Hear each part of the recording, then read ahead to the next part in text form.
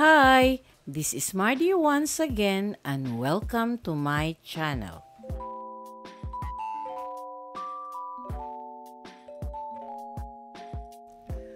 Julio Nalundasan was born in Batac, Ilocos Norte. He was a Filipino lawyer and politician who was one of the political rivals of Ilocos Norte politician Mariano Marcos, the father of Ferdinand Marcos, who later became the 10th President of the Philippines.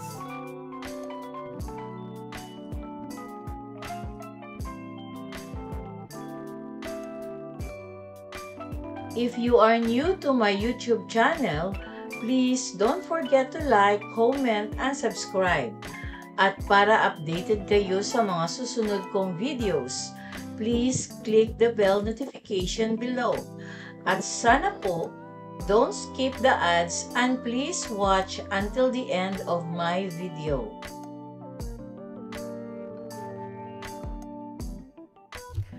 Unang nahalal si Nalundasan bilang kinatawan ng ikalawang distrito ng Ilocos Norte noong 1934 na tinalo si Mariano Marcos. Muli silang nakipagkompetensya noong 1935. Sa pagkakataong ito, para sa assemblyman at muli siyang nahalal. Siya ay pinatay ng isang sniper sa kanyang tahanan noong September 20, 1935. 2 araw lamang matapos iproklama bilang panalo. Ang anak ni Marcos na si Ferdinand at ang bayaw na si Quirino Lizardo ay hinatulan ng maglaon para sa pagpatay.